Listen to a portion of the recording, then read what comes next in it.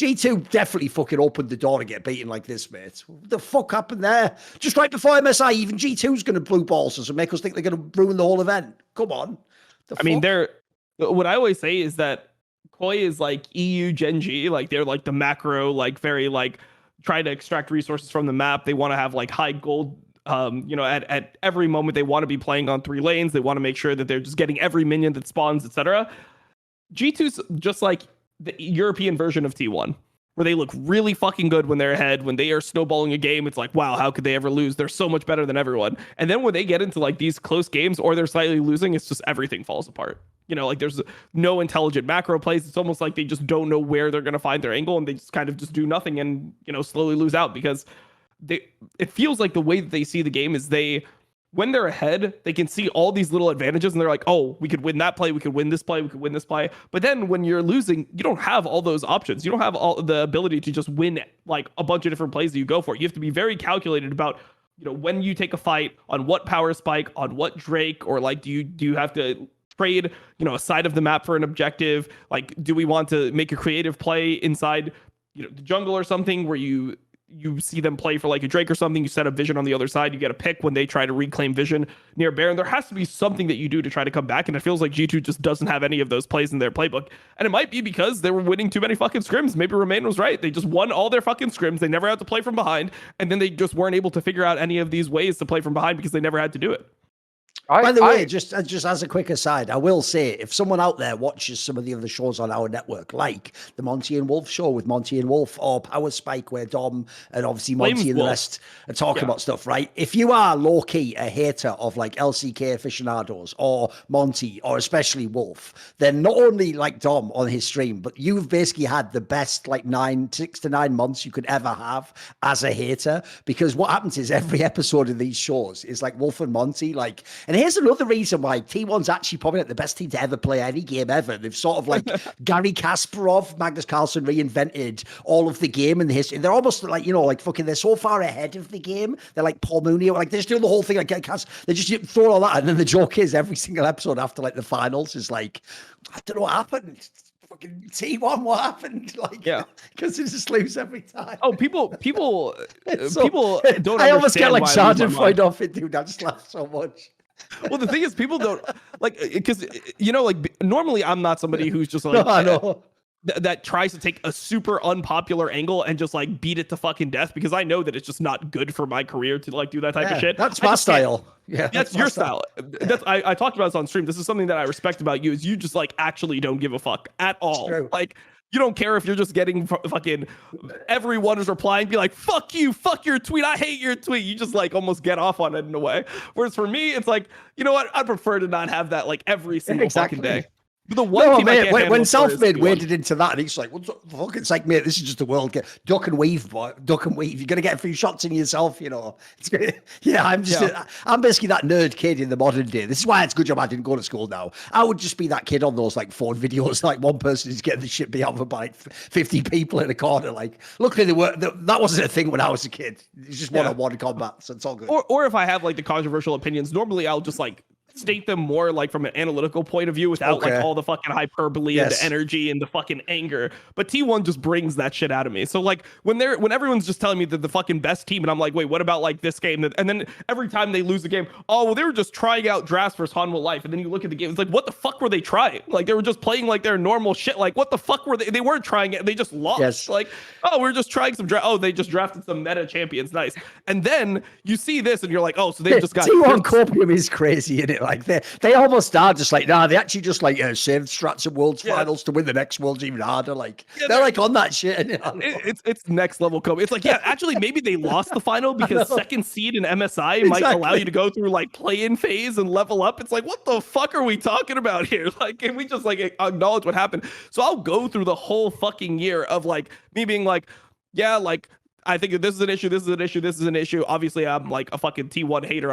I wear that shit publicly, so that every single one of my opinions just written off is like, yeah, Dom is just delusional. He just hates T1. So when this happens, like I have to just fucking celebrate it. Like I get so much joy. Like if you were to tell me what are the things that give me the most joy in League of Legends, number one would be OMG winning.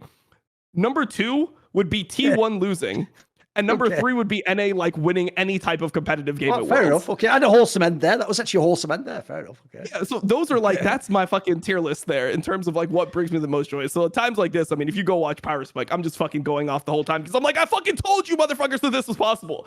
Like last episode before that, I go on a 5-minute discussion, or I mean, I guess you could say rant about why I think Gen G is actually better than, or like could win against T1, why they're a better matchup than KT was, even though KT looked better in the previous series. So that's neither here nor there. The main point was on G2, and I think that they suffer from similar issues where they really just need to be ahead of you. And the way that they draft, I feel like I'm not confident that they believe in their identity, similar to how like T1 had this massive draft bust at the end of their series, where it's like they're drafting Braum and Sion and all this stuff, because T1 was the team where they wanted, or G2 was the team like T1 where they wanted to play mega aggressive, right? They wanted to play like all these types of lanes. It wasn't the same type of champions. It wasn't like AD supports, but it's like they wanted to draft Nautilus with a Kalista, Samira, a Draven, something like this, and they were going to shit on you bot lane, and they were going to path towards bot. They're going to let BB just do his thing up top, and they were going to exploit this side of the map and just run you over, just run the entire game.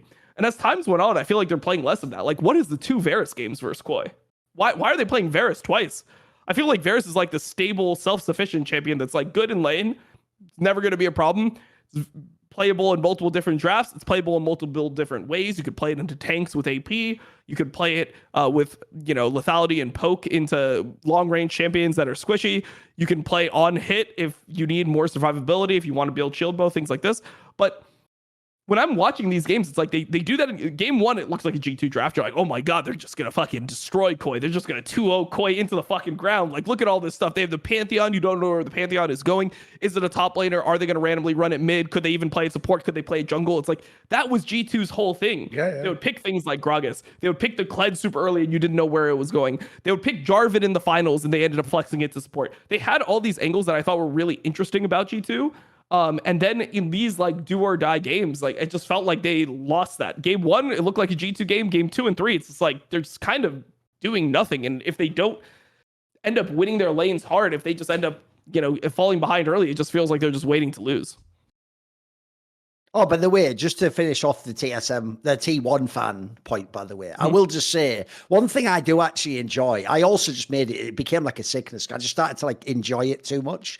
Is I like the way if someone's a T1 fan, right? There's a certain type of fan base, like on our shows and content, we've sort of anthropologically examined what fan bases are and how different fans from different regions react. And, like for example, if people will know from the RLs, French and Spanish fans react very differently to if you mention any of their players versus if you're just doing a normal like LEC discussion about who's good and who's not. They have specific players to go crazy for, right? Basically, one of the things I love about people who are T1 fans is any fan base that's had too much success, there've been too many championships, they've had too many great players, they all get mad delusional where like essentially they can never come back down as the results come back down and just have like a real discussion about the flaws of the team. So the joke is when I make a tweet about T1, my tweets to a T1 fan are like LSD. The second they even get the tweet, it just instantly dissolves on their tongue or their ear in this sense. And immediately their whole reality changes and they're not even in normal baseline reality because I could just do a tweet, Dom, and it'd just be like, this is kind of the way the latter part Faker's career's gone. He is still a great player,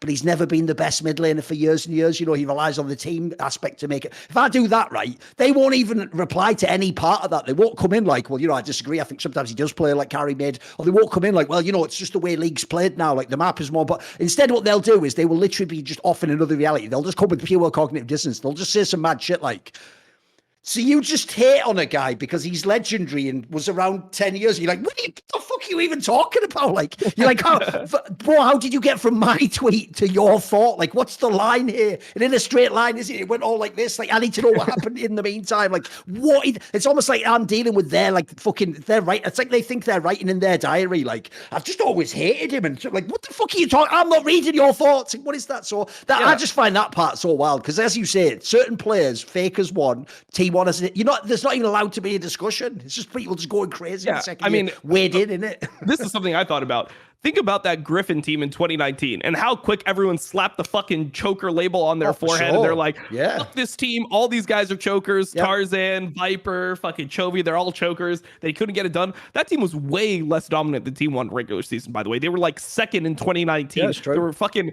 second place. They were 13-5 in the regular season. Compare that to like 90% win rate in LCK over multiple splits. And then look at like the results, and they're like, well, I don't think that T1 actually choked. I think it was more of just, Gen.G just had an overperformance.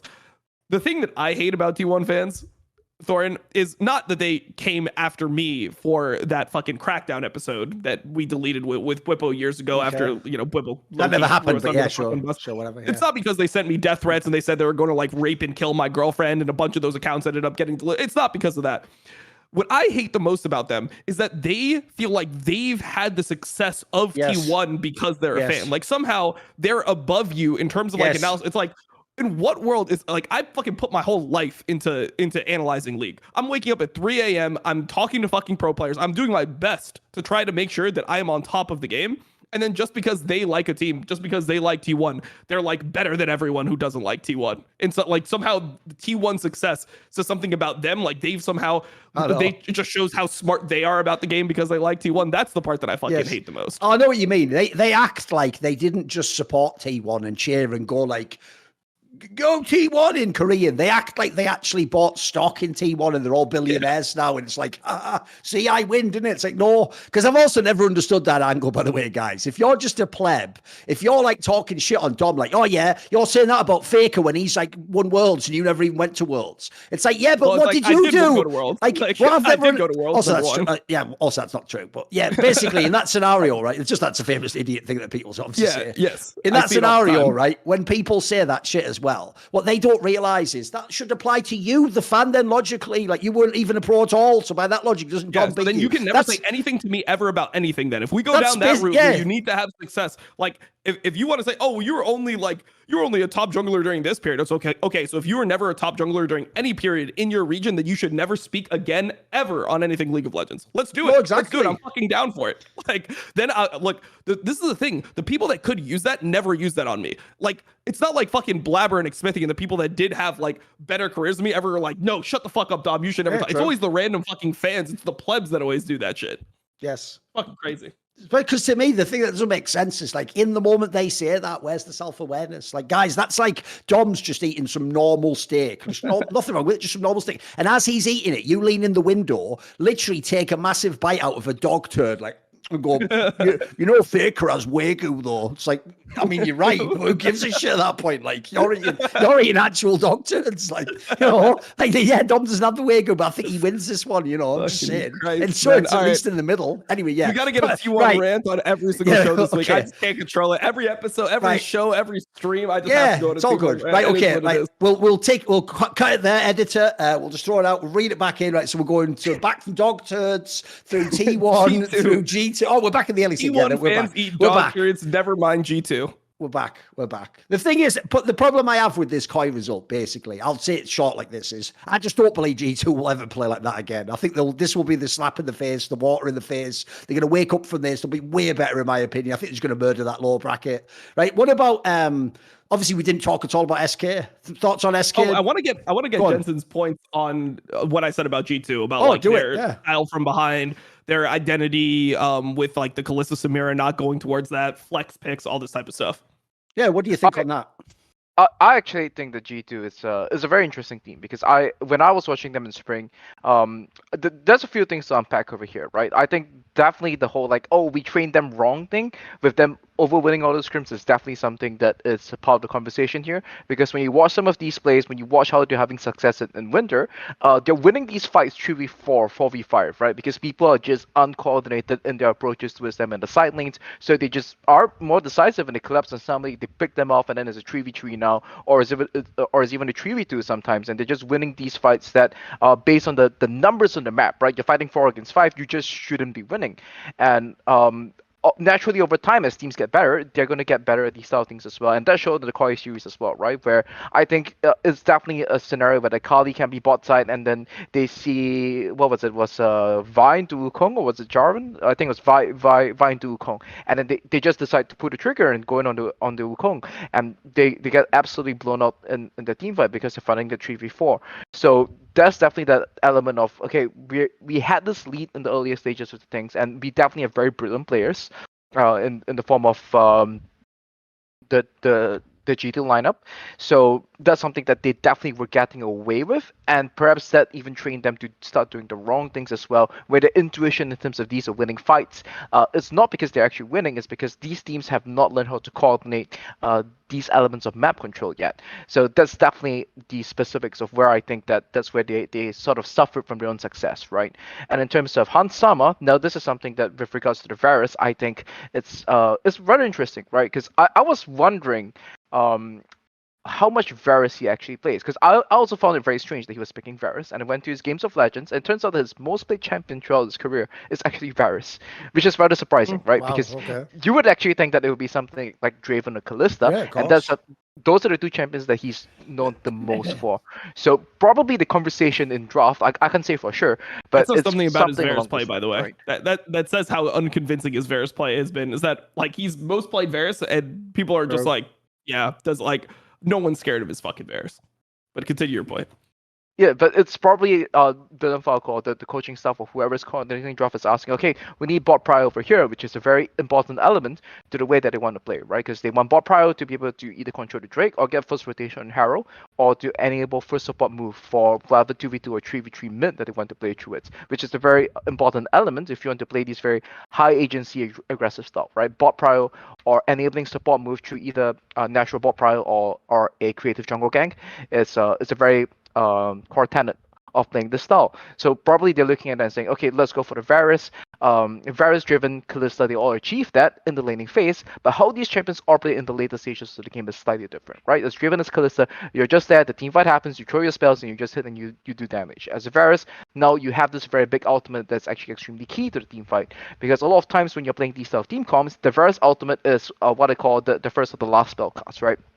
It's either the first engage spell that you throw out, and then if the team knows that that is the approach, then that's the follow-up of your Varus ulti. Then everybody has to be in position for your Varus ulti, or it's the last spell that's thrown, and then it serves as a disengage of sorts, because people can't really walk forwards into the creeping tendrils they're spreading forwards, right? So that's the that's the thing about Varus. It's very different from the way that Draven and Kalista play. So even though he does get the lane prio in the later stages of the game, you watch him play this Varus, and it's like, this is where it feels a little bit less convincing, despite it being his most played throughout his career itself, which is which is one of the funnier things that I came across when I was researching this topic. So I still think that this aggressive style is my personal bias, is the correct way to play League of Legends. It's the battle cannon analogy is that if you have two guns, right? One gun only has one bullet, but you will always shoot first with it. Which gun would you choose in this scenario? So if they want to choose the gun that always shoots first but only has one bullet, they better make sure that the bullet hits. And I think that Koi is kind of that natural enemy, because the way that Koi plays is that it ensures that they only have one bullet. But against some of these other teams who wouldn't necessarily draft so much into this very efficient scaling, we're always going to play super greedy on 3 lanes, so you really have to take the windows against us kind of thing, you maybe have 2 or 3 bullets and you still shoot first against a lot of these other teams as well. So stylistically, I think that I would still say that G2 should have been favored against Koi, but the way the G2 plays, especially if it's an incomplete product, they still do have a rookie jungler in the form of Yike as well. Is that if you make mistakes, this style is very, very punishable. And I think that's the reason why a lot of teams, they tend to shy away from this, is because they don't have the fortitude to say, oh, okay, we are not that comfortable with trying to play this high agency style, where if we go against a full scaling team comp, if we make one mistake, we instantly lose the game. That's how you know, by the way, Jensen is deep in the fucking nerdling aspect of League of Legends. The fact he would even just say it as a connective tissue line. That's one of the funnier things I found while researching. Like, all right, it's like fucking, well, you're just in all the Excel sheets. Like, Jensen's funny things in League of Legends this week. Like, you're not going to believe, guys. Oh, wait, let me get to the punchline, guys. This one's a good one, right? You know, Cassiopeia. So I love it. I just love the idea. He's just entertaining as he's doing it. It's good. You should. Should find your own way. The thing I want to say is, I have one last take on G2. Sure. So I should have done this earlier, but I was waiting. I set myself up. This is the moment I just need to give a message to the G2 fan base out there. Now, I know obviously over the years, you've had different messages sent at you. You've had Carlos's message, which some people would say has soured now. Some people see him as sort of a false messiah in some ways, you know, and regret associated with him. Not me, but, you know, I'm just one of the ride or die homies. Then obviously you had that whole angle where that guy Fosty thought he was involved. Spoiler, I think we'll be memory holding everything about him, just like he attempted to memory hold certain things about history himself. Believe it or not. Yeah, exactly. You know, just a few minor things that people in Germany, I don't think are that upset about anymore. You know, so you probably get away with it. Wait, you know what's crazy is the kid who was the French kid who said oh, the one who got banned. Yeah, I know what you mean. Who said subhuman in English? Yes, lost his whole career. Isn't that mad? And like, yeah, he got hurt more than Fosty. Like Fosty's just back, wild, you know, creating memes on social media and all that type of shit. When this guy is he's denying that, or I mean, I don't know if he was denying history as much as he was just saying that he thought that Hitler was actually a good. So much stupid like that, yeah. Which like he's like, oh yeah, like Hitler actually did like a lot of good stuff for the economy. It's like, yeah, you know, like if you're like a tyrannical dictator and then you just like start killing other people and enslaving them and having them do free labor for you, that's pretty good for your economy, I would say. So like the ideas were crazy, but somehow what happened to that guy? The kid that just said, he said, oh yeah, this guy is subhuman, which is something that all League players say, by the way. It's just like dog, subhuman, like cancer, like all these things people just say. He just got completely like fucked and you know, we never heard from him again. Nice. Cool. Done. He's in a black site somewhere, but getting wrecked by Riot Light. So anyway, what I was going to say was the message to the G2 fan base is this. I know you're hyped about Yike. I know it's cool when a rookie comes in and they do really well, but you're doing the flackhead thing again. And it's really fucking irritating to anyone who watches League of Legends and isn't just a fan of G2 esports. Like, you're doing the thing where you think that your player, the rookie, is easily the best. And then magically, when they have a bad game like this, and it's obvious they weren't the best, you spiral because you can't handle the idea a better player could be on a worse team. Like, look, we can debate whether like El Yoya's in the mix or what, but like people, even though Jankos' team sucks, he's just better than Yike. I'm sorry. Like, the eye test tells you that. All analysis tells you that. Like, because this was an example of the series. Like, if people are going to think I'm hating on Light, just like they claimed we all hated on Flackhead, like, bro, if he goes to MSI and has games like this, he's just going to get fucking murked. There's some really good junglers going to be in this tournament, guys. Like, he's not even a bad player. Like, just like the Flackhead example. In fact, he's even a better player relative to his role than Flackhead was. But give me a break. Like, this was like one of the rare series he had to play real League of Legends as a jungler and like navigate from behind and the team fight and stuff. Like, every other game he's just snowballed to fuck, isn't he? Like, I can't handle it, mate. Like, it's going to be my trigger because basically they're just going to claim he's the best, mate, until the end. Like, I always say this. The way you know that everyone was full of shit about Flackhead last year is they never mention his name now. It should be insanely conspicuous. He's not in LEC if he was that good. Like, I actually do. We've discussed this before. I think he should be in the league, but they were making him sound like he was better than fucking Upset, mate. Like, the eye test never told you he was. The eye test never told you that. They were saying explicitly. It's the same shit here again, though. They just have to think Yike's number one for some reason. Who knows why? I don't get it, mate. The rest of the team's awesome, guys. I mean, he don't all have to be the best, do they? Yeah, I mean, I think he's really good for a rookie, but I mean, it does seem like he is extremely lost from behind. Like, he doesn't know which plays are good to go for, and it just feels like a lot of times when, I mean, look, that's why I keep on saying the Heretics angle. Now, imagine if he was on fucking Heretics instead of Jankos, and you're always behind. How are you going to look then? That's what people don't understand about how ELO held you get when you're in those bad teams, when everything is losing and everything looks like a bad play. And then you have to think about from the jungler perspective, when you're losing, you also don't have vision around your lanes. Like, every jungle camp you fucking take, you're just in hell. You're like, oh man, am I going to die on this camp? Where's the mid laner? He pushed the wave. He's missing. Oh, I guess we have to give up this. We have to give up the other thing. We have to give up bot turn. We have to give up Herald. We have to give up Drake. Like, all these types of issues just end up arising. Like, that's the one thing that I keep on saying about what Jankos was able to do this split, because my God, like, I mean, when you have winning lanes, the game is a completely different game. Like, you're playing with unfair pieces when you are a jungler on a winning team. No, absolutely. See more cool, funny, interesting clips based on topics from my content? Well, subscribe to this channel then, or, you know, be a pleb and don't.